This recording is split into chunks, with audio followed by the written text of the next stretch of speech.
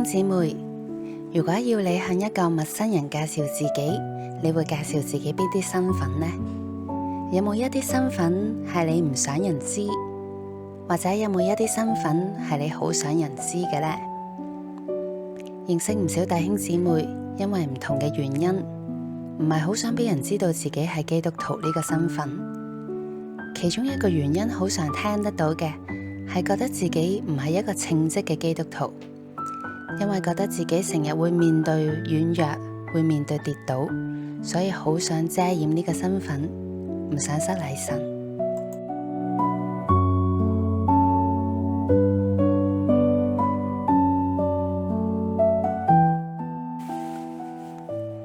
喺彼得前書2章9節咁樣講：不過你們是被揀選的一族，是君尊的祭司，是神聖的國度，是屬上帝的子民，要使你們宣揚那召你們出黑暗入奇妙光明者的美德。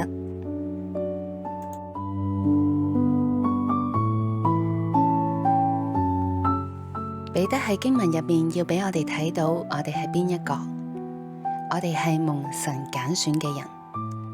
有冇諗過，神咁清楚我哋每一個人嘅軟弱同埋限制，但係又揀選我哋，係為咗啲乜嘢呢？當我哋蒙神揀選，我哋就擁有3個好尊貴嘅身份：君尊嘅祭司、神聖嘅國度，同埋屬上帝嘅子民。呢一啲嘅身份係神想我哋可以擁抱同埋睇重嘅。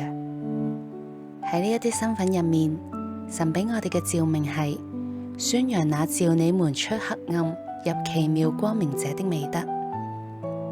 神呼召我哋成為其他未信主嘅人同神之間嘅中保，用我哋嘅生命去傳揚佢。意思即係讓人喺我哋嘅生命裏面認識到我哋所信嘅神係一個點樣嘅神。咁呢個就唔關我哋傳福音嘅口才事，而係同我哋平時點樣去到行事為人同埋我哋品格有關嘅事。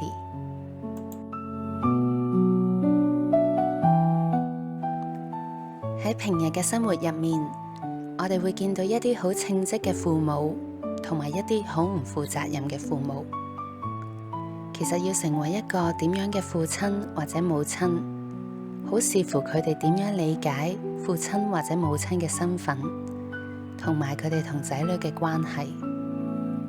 同樣嘅，要活出君尊嘅祭司、神聖嘅國度、屬上帝嘅子民嘅身份，都視乎我哋點樣去到睇呢啲身份。我哋睇唔睇到神俾我哋呢一啲嘅身份係有幾咁尊貴？又睇唔睇到神俾我哋嘅恩典有幾多呢？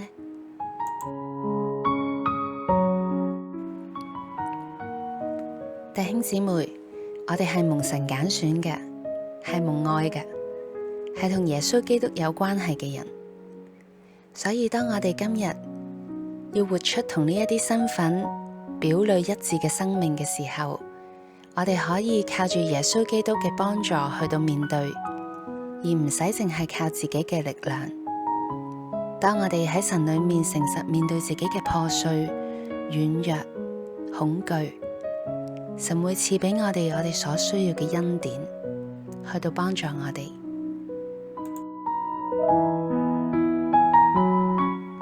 讓我哋安靜喺主裏面。以下落嚟有3條嘅題目俾我哋去思想，邀請弟兄姊妹，你可以去到按住指引去寫低，然之後向神禱告。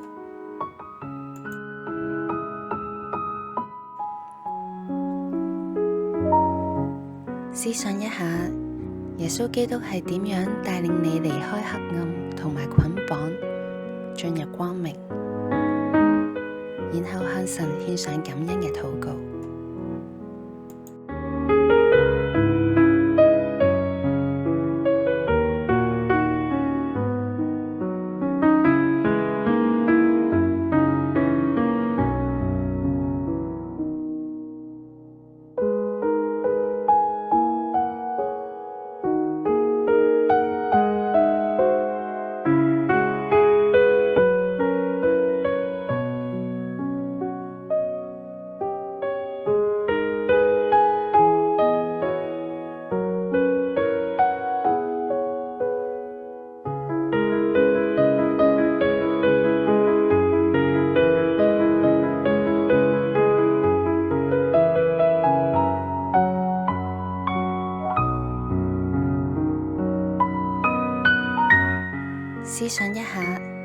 喺你嘅生命裏面，有冇邊一啲思想或者行為係同君尊嘅祭司、神聖嘅國度、屬上帝嘅子民呢一啲尊貴嘅身份唔相配嘅呢？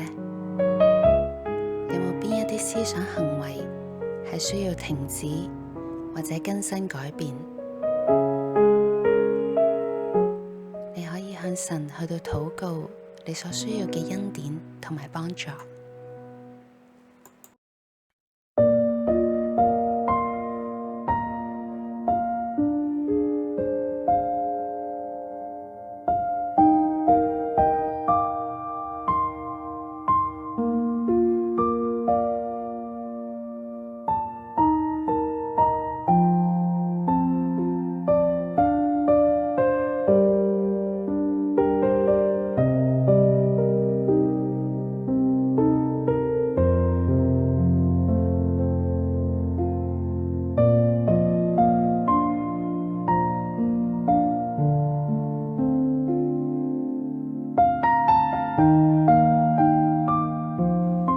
思想一下，你平時係點樣讓人認識耶穌基督、宣揚佢嘅呢？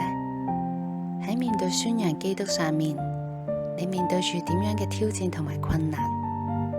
你可以向神禱告，求神幫助。